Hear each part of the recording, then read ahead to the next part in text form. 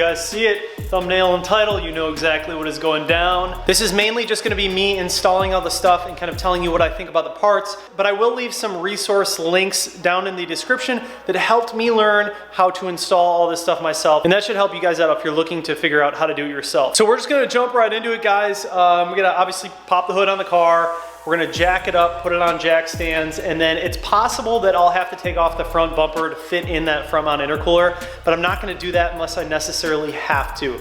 I'll cross that bridge when I get there. But I think the first thing is first, we're gonna drop all the under trays after we jack it up. We're gonna pull out the charge pipe, pull out the intercooler, and the intake. So there's gonna be a lot going on in this video, and that's why I said it might end up being a few videos. So without further ado, guys, let's go ahead and jump into it. You're gonna see a lot of time lapsing here, but I will stop and talk to you guys when certain things come up. But at the end of the day, I just wanna install all this stuff and tell you what I think about it. All right, time to get dirty.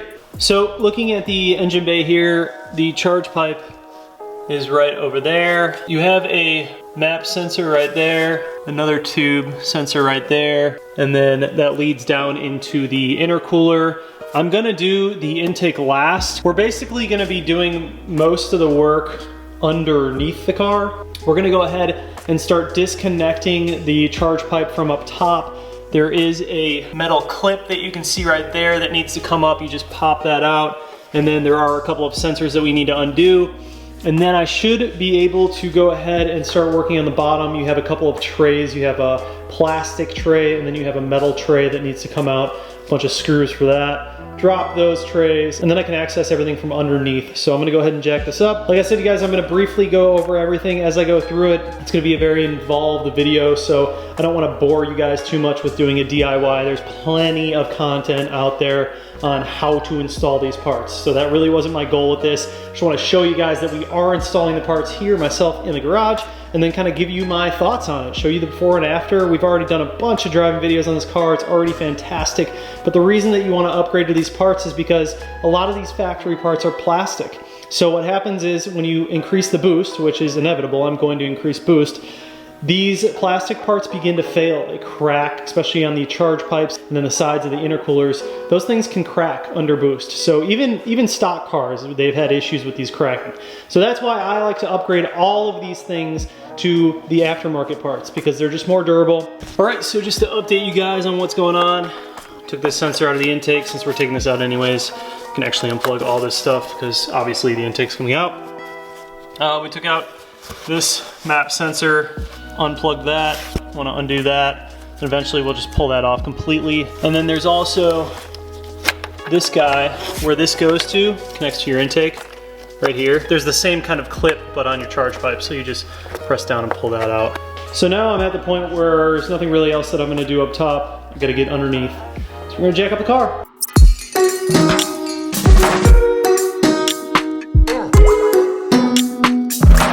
Got it all jacked up. Jack stands, both sides. So we're gonna drop this guy, which is just a bunch of little screws all the way around. Drop that, and then it's gonna be as simple as removing this, and we should be able to access everything underneath.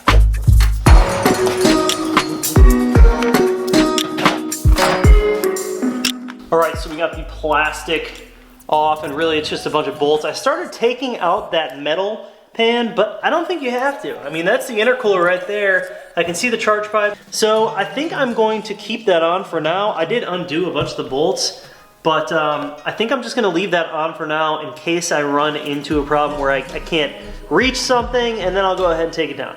It's just a couple more bolts, so it's really not a big deal, but I can leave it in place. It'd be a lot easier to put it back together. So this guy, in order to pull out the intercooler, you're gonna see a Torx right there. And that Torx, I believe it's a T25, I could be wrong, but it's a little Torx on each side. Then you just disconnect the other clip that looks like this. This one came from the top of the charge pipe. Just pull that out. And then really we just start wiggling out that intercooler. You just have to be careful. It's gonna be dropping a lot of debris, so make sure that you're wearing some glasses. But I'm gonna start working on it. I'm gonna pull out those T25s. I'm gonna disconnect the rest of the charge pipe and then drop her. Just to show you guys, we are underneath the car right now. And this is the clip that you're trying to release. Basically just pop it off like that. And you gotta pop it off of both sides. I need both hands to do it. but then you just pull that off and that releases the bottom end of the charge pipe. Then we just pop out these Torx, 2 of them, 1 on each side, and then we drop this whole intercooler.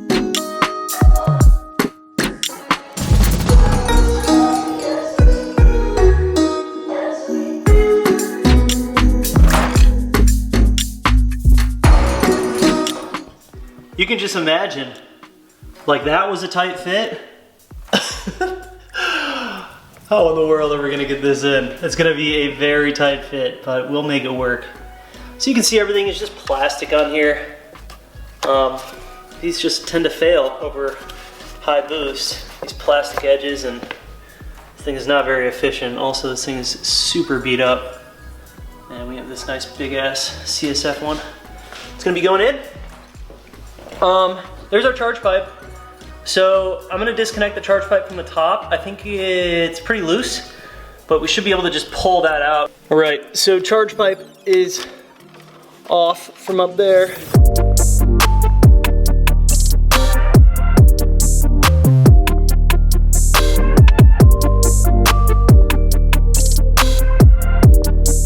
All right, charge pipe is out.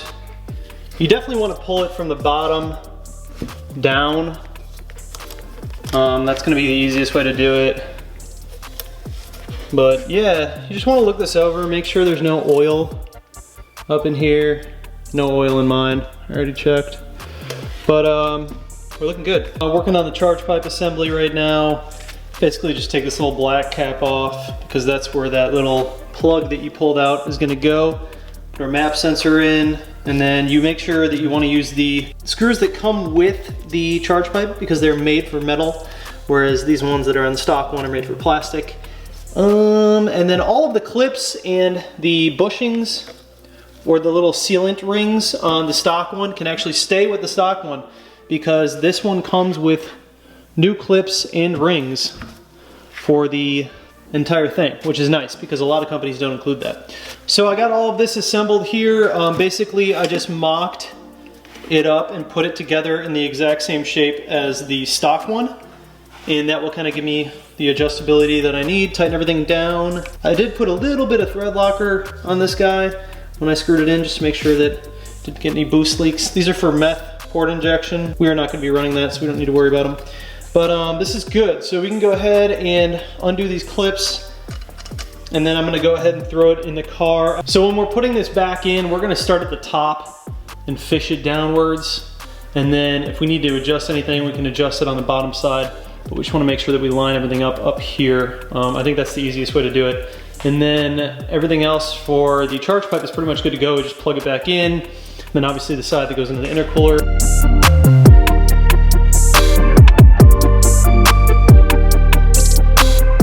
All right, here's the dealie. I actually took the bottom part out.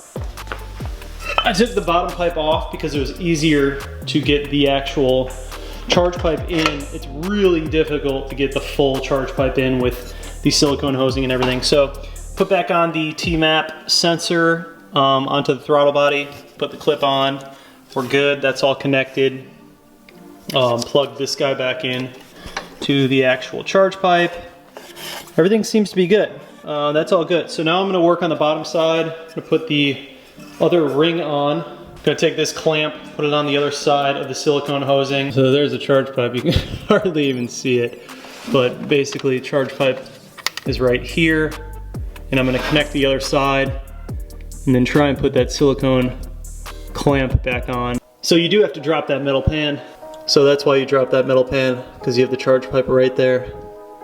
And then you can access that silicone hosing rather than trying to do it from the front. So I fed it up. It's coming out right here. That goes into our intercooler. And I'm just gonna go ahead and tighten these down. And then we should be good. So you will have to remove the metal pan. Super fun trying to film this. I mean, it's just a blast. All right, so we have the charge pipe running how we want it. I did leave that clamp a little bit loose, so when I put on the intercooler, I do have some flexibility, and then I'll go ahead and tighten everything down while I have access to it. I looked at doing the boost pipe in the inlet, but it is literally so cramped. There's just no way, unless you have a lift to where you can really get your hands in there, it is so hard. And I really don't have the lighting, the proper lighting to get in there either, but it is, man, the N55 is super, super cramped. Like the N20, it was such a small motor, it was so easy to do all this stuff. There's just way more room. So I figure I'm just gonna go ahead and do the intake, and at least today, we'll be able to do intake, charge pipe, and front mount intercooler. And then for the boost pipe and the turbo inlet pipe, I'm just gonna have the shop do it. It's gonna take them far less time to go ahead and knock it out than it would for me. I'm gonna tackle the intake right now, and I'll lead you guys through that process. Pretty simple, we've seen a couple intakes done on this channel before, so it should be relatively easy. Go ahead and pull this sensor out. I believe we have to take this brace off, pull the air box, this little guy, this little guy. All right, so a lot of this stuff I can film. It's easier, it's up on top. Just remove the brace. 13mm bolts for that. Pull that out, like so. Obviously we already took this off when I was doing the charge pipe. Then it's really just a matter of pulling out those little rubber pieces. Then we got this little clamp right here. It's very tiny, but honestly probably just do it with this. Taking out an intake one-handed. All right, one-handed for the most part. Almost got it out one-handed. Yo, can we just take a moment and recognize how clean this filter is? They must have cleaned it. They must have put in a fresh one before I bought this car. So this is the top. The new one comes with Dinan.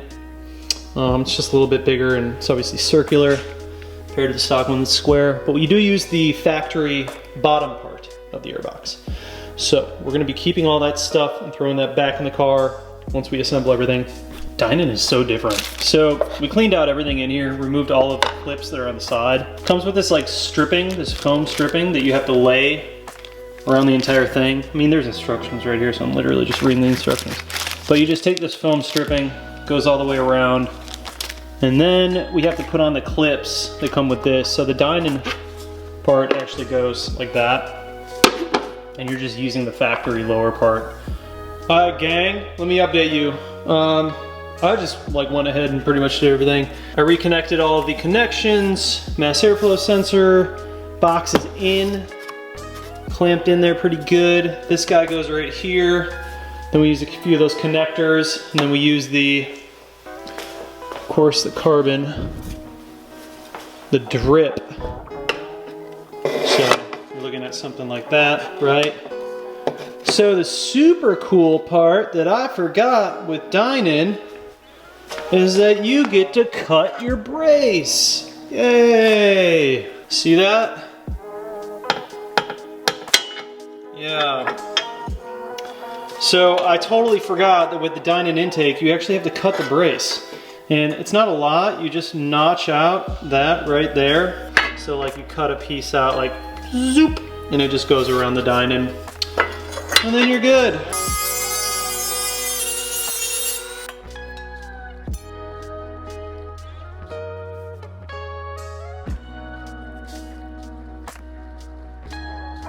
This is pretty much done. It's kind of a tedious intake, I'm not gonna lie. Like a lot of little foam parts that you need to put in and all that stuff. It's pretty easy, just follow the instructions, it'll guide you through it. We're gonna go ahead and put this silicone piece on right here. And then I have to finish up the charge pipe and, well, the charge pipe's done. I just have to finish up the intercooler. So we just gotta push up the intercooler. Hopefully I don't run into any issues, but I'm gonna finish up the intake and then we'll do the intercooler and we'll be good. Bada bing, bada boom. So I finished up everything up top with the charge pipe already. Everything we needed to be connected is already connected. So we're good up here. Everything that we're doing now is gonna be underneath the car. This intercooler is massive, so wish me luck. It's gonna be an interesting one.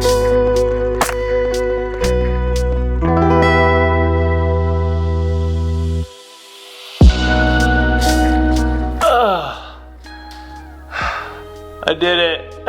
I'm gonna try my best to explain everything that went down.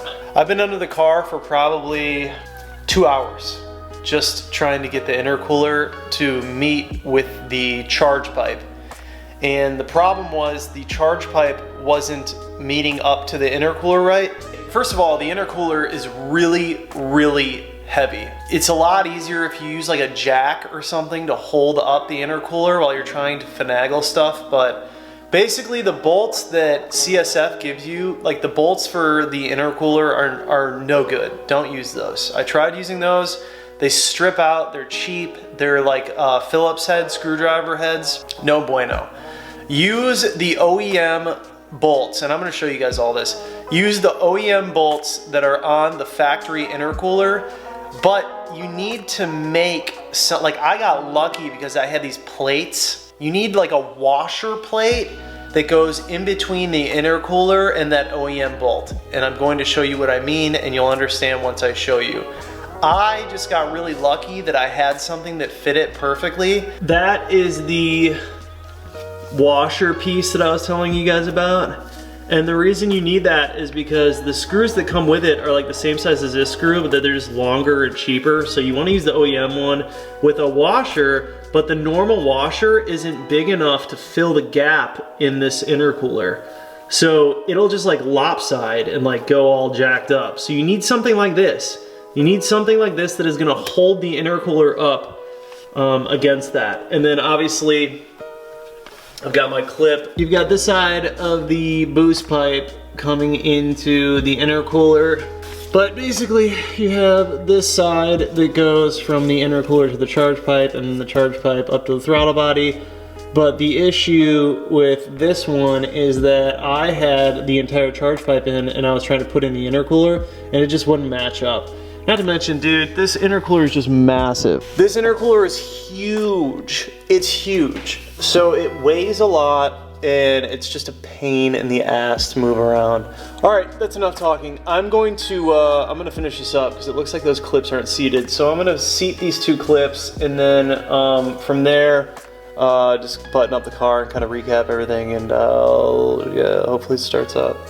I did notice that the radiator belt was super close to the charge pipe, so I had to move it around again. There's just a lot of like miscellaneous like things that you got to move around and make sure it's all fitted right. So yes, finally I spent all day yesterday working on the car in my garage, and I got the cold air intake in, I got the charge pipe in, and I got the CSF front mount intercooler.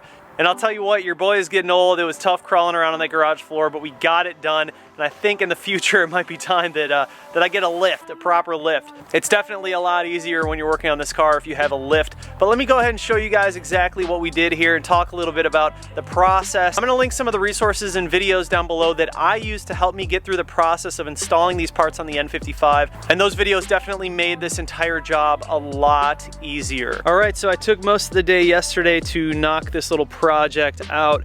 But as you guys can see right up here on top, that beautiful carbon fiber intake from Dinan, which it just sounds incredible and it looks so good. This intake is a very OE plus style intake. It actually uses the factory portion of the bottom air box, and then obviously Dinan supplies you with a top air box, and then of course your carbon fiber tubing, which looks, I mean, dude, it just looks so clean and so good. One thing about the Dinan intake that I will say is you have to cut your strut brace right here. You'll see that the Dinan air box protrudes a little bit. This used to actually just go straight. And what I ended up doing was just using a Dremel grinder to cut out this notch so you could fit in the air box. That is what Dinan tells you to do when you buy this intake. So that is important to note on the M2s. You know, it's a little bit different than the F30s because you don't have this strut brace right here.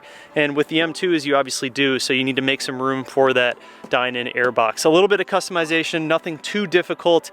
Moving on, we have the FTP charge pipe, which is right there. That's the top portion, and that obviously feeds down into the intercooler. So the charge pipe was an interesting one. It wasn't difficult to put together. It wasn't difficult to take out the old one. If you know basic mechanics, you can get around it. But once I got to the CSF front mount intercooler, which is probably 2 to 3 times larger than the stock intercooler, it is absolutely massive and it weighs like 50 pounds. So it was pretty tough being alone on the garage floor trying to hoist this thing up into the car and connect the charge pipes at the same time and make sure that it was actually stable. It wasn't the easiest job, but I got it done after a lot of trial and error. There are a few videos online of people doing this a little bit differently, where they put the charge pipe all together and then they put it in the car, or they only put half of the charge pipe in the car, like the top part, or they try to approach it from the bottom.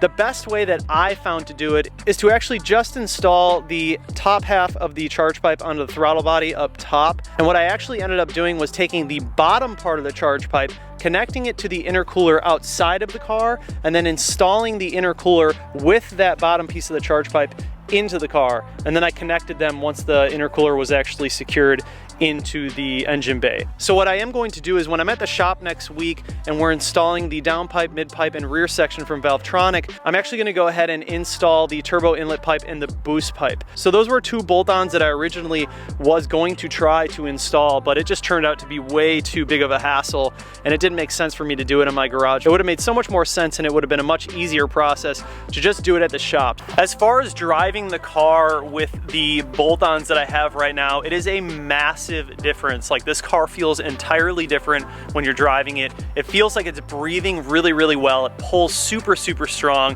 And sure, some of that can just be like a placebo effect because it feels that fast because you put on all these new parts and you get excited, but it really does feel much faster. The car feels like it's pulling really, really good.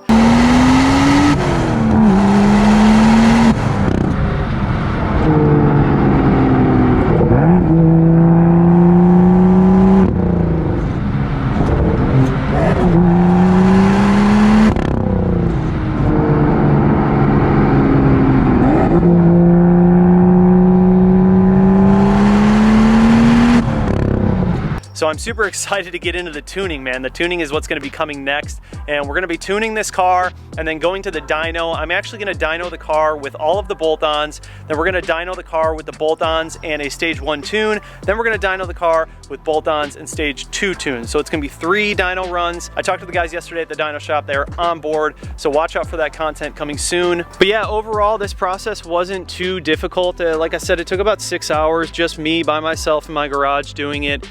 And it was actually really fun because I got to kind of learn about the N55 a little more. That's really why I like working on my car whenever I can. Whenever I have the time and the opportunity to work on my own car, I really like to do these things myself because you get the opportunity to learn more about your engine, and that's the best way to figure out how these engines work and how things are ran. And just for future knowledge, it's great to have a better understanding of your vehicle inside and out. So here is the new CSF front mount intercooler, and as you can see, I went silver with this one. It looks really, really good. Like, you can see it in the mouth of this front bumper through the mesh, and it just looks awesome in the silver. The F30 had the black one, and you just couldn't really see it. It was a nice stealth mode, but for this one, I just kind of wanted it to be in your face a little bit. Like, hey, look, we have a big front mount intercooler in this car, and it just looks sick. You can also stencil in a logo on the front of this if you wanted to. I prefer to just go the clean route and keep it blank. But yeah, the intercooler was definitely a must for me. I wanted to have this big old front mount coming through the front of the car, and it just looks, dude, this car is just crazy. It's just crazy. This car has come so far so fast, and I'm just enjoying the heck out of everything that I'm doing to this car. So yeah, you guys, I just wanted to make this video and kind of show you some of the content from the install, talk about what we did, talk about what's up and coming, and I'm just, man, I can't say it enough, but I'm super, super excited for this whole process. This M2 has just been an absolute blast so far. We have so much cool stuff planned. Huge shout out to Keys Motorsports for sending me these parts. If you guys are interested in any of them, I'll link them down below. Like I said, the upcoming video is going to be the downpipe, midpipe, rear section from Valvetronic, and then we'll go ahead and do the turbo inlet pipe and the boost pipe. So that's gonna be all in one video, likely maybe 2 videos, something like that. And then we'll go ahead and do the tuning and the dyno. So we have a lot of stuff, exciting stuff up and coming. I don't really know where the car is at in terms of horsepower right now, but it feels really good driving it. So I just wanted to make this video for you guys. Thank you so much for watching. Please do subscribe, comment down below, like this video, hit that bell notification. And just like that, this video is over and we're out. Peace.